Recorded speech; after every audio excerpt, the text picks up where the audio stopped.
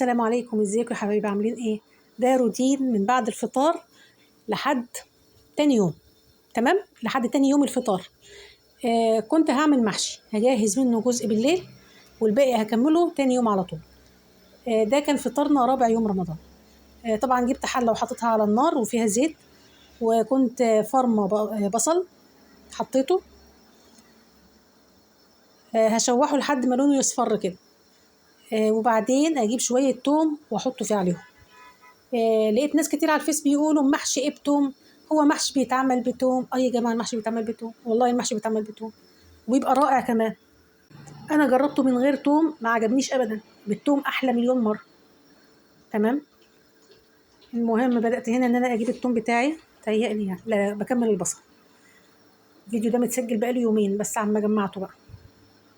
اخلي البصله تصفر شويه وبعدين ابقى اجيب التوم.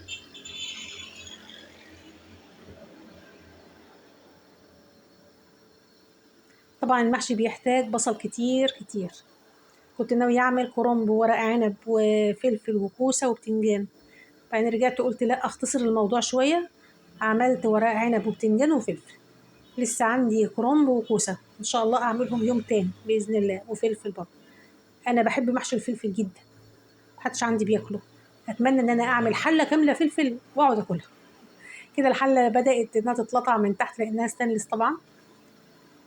بوريكم منظر المطبخ الهنا اللي انا فيه. زبادي كنت جايبها للسحور، ومقطعه بطاطس للسحور، وبتنجان مقلي للسحور، وفلفل اخضر وبصل عشان المحشي، والصلصه اللي هستعملها.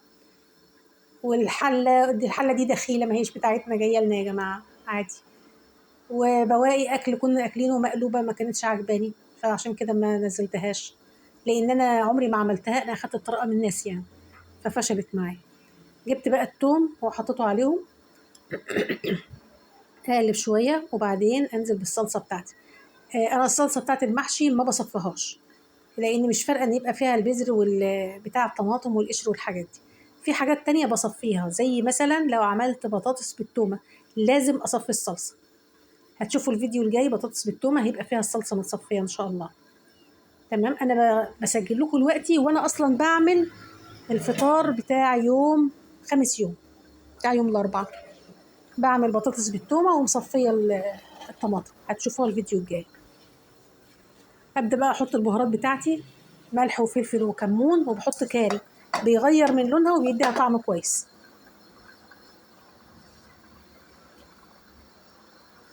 انا اكتشفت ان انا لما بسجل الصوت الموضوع بياخد وقت شويه، واحنا قلنا عايزين نوفر وقت في رمضان على قد ما نقدر، فقمت مسجله لكم وانا بعمل اكل يوم تاني.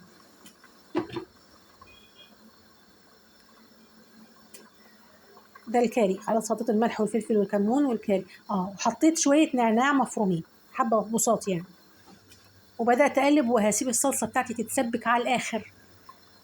وهي بتتسبك هبدا ان انا اشتغل في المواعين. انا فضيت الرخامات شويه على قد ما اقدر، وغسلت شويه مواعين وعينتها.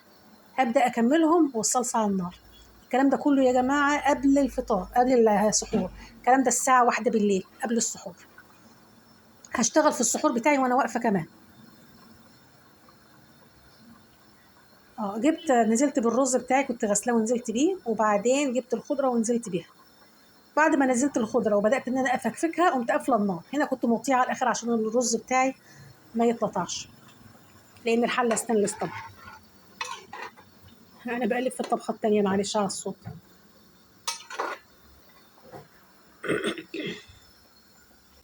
بدات اشتغل بقى في السحور بالمره. انا كده خلصت خلطه المحشي وهسيبها لتاني يوم الصبح بدري.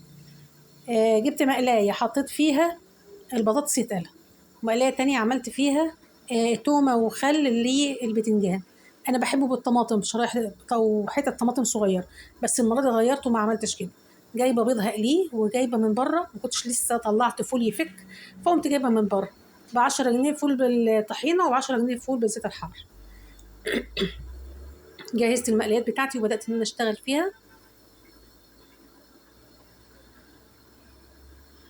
انا بحط هنا توم، ده اكيد بتاع البتنجان، توم، وبعد ما هيصفر كده احط عليه شويه خل وملح وفلفل بوصات.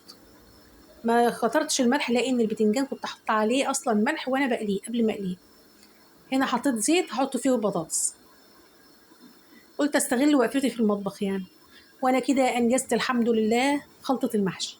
اصحى تاني يوم الصبح اشتغل على طول. انا يومها نمت تقريبا 3 ساعات، من 5 ساعتين ونص، من 5 ل7:30، وقمت لفيت قبل شغلي طبعا.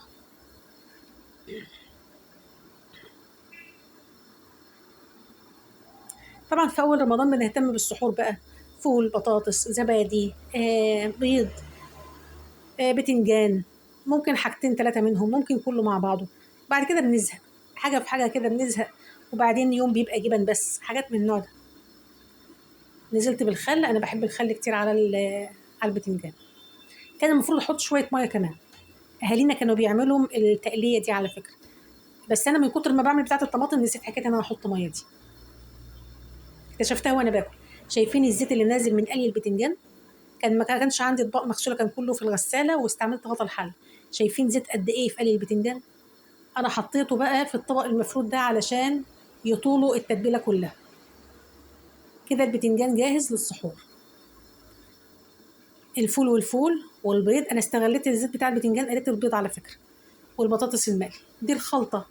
تاني يوم الصبح بقى اول ما صحيت، جبت الحله وقمت مطلعه قطعه طرنشات بصل، وحطيت زيت. قولوا لي انتوا بتعملوا كده ولا طريقه مختلفه؟ عندي ورق عنب انا مفكفكاه، بيبقى لازق في بعضه طبعا. مطلعه ورقه ورقه، الورقه اللي لقيتها كبيره وريتكم ان انا جبت المقص وقسمتها نصين، وجبت القرمه وبفردت الورق علشان بصور بايدي وبعمل بايدي، انما في العادي انا بلف على ايدي الاتنين عادي. حطيت الخلطه وقعدت الف الصابع. حاولت ان انا ارفع الصبع على قد ما اقدر عشان يبقى شكله جميل، عشان هو في العادي المفروض يبقى شكله جميل، مش عشان التصوير يعني. هعمل واحده كمان معاكم وبعد كده هقفل واكمل الحله كلها مع نفسي ان شاء الله. كنت مكترة خلطة علشان أعمل محشي أنواع تانية، بتنجان وفلفل زي ما قلت لكم. هنشوف كل ده مع بعض إن شاء الله. فكده اليوم عندي بدأ من 1 بالليل، وبعدين قعدنا وقرينا قرآن وصلينا الفجر، ونمت 2 ساعتين ونص وصحيت 7:30 ألف.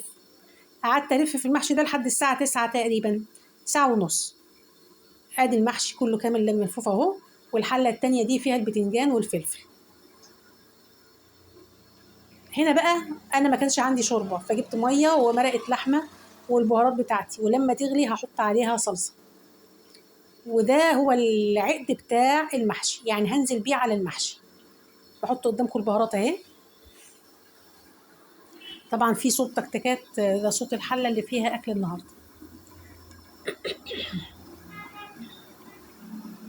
بحاول انجز المواعين على قد ما اقدر وانا واقفه. ما قدرتش ان انا اكمل كله عادي، مش عيب. الدنيا اتبنت في 7 ايام عادي. اللي يتأجل يتأجل يوم تاني أو وقت تاني في نفس اليوم أقدر أقف فيه وأشتغل هشتغل. أنا كده عملت عقد سقيت بيه ورق العنب، وبعدين هعمل في نفس اللبانة دي برضو للبتنجان والفلفل. أنا بحب المحشي سايح، فبكتر من الشوربة أو من الحاجات اللي محطوطة عليه. مش بعمل إن أنا يدوب الصف الفوقاني يبقى نصه متغطي ونصه لأ، لأ، أنا بغطيه خالص. ولما المية بتتشرب أو الشوربة بتتشرب شوية بزود كمان عشان يطلع سايح. بعد ما حطيت ده كنت خايفة لورق العنب يفك، قمت جايبة طبق بايركس وقمت قلباه عليه عشان يحافظ على ورق العنب زي ما هو. أنا زودت بعد كده شوية، لأن دول أنا زودتهم على فكرة. حسيت إن هو مش هيطلع سايح. بوريكم البوتاجاز شوفوا منظره عامل إزاي بعد ما نقلت الحلة من النص للجنب. اللي على الجنب دي محطوطة على الشياطة وموطية النار خالص. طلعت بانيه أحمره، حطيت المقلية بتاعتي. البانيه ده اللي كنت عاملاه في التفريزات لو تفتكروا، بيبقى بالمنظر ده. بحطه في النار على الزيت وأوطي النار على الآخر واسيبه بقى يتحمر عشان يستوي. بوطي النار عشان يستوي. بدلت المقالي عشان كنت محتاجه المقلايه دي اهو. كنت قادحه زيت وقمت حاطه جزء منه على ورق العنب، وجزء تاني حطيته على البتنجان والفلفل. انا مغيره المقلايه اهي. فعلا المحشي كان رائع رائع رائع خطير ما شاء الله. ادي غرفه الاكل، المحشي بتاعنا والبانيه، وقمت مشغله الفانوس عشان يبقى المنظر، والتمر وعصير تانك. وكده يومي خلص. اشوفكم على خير، باي باي.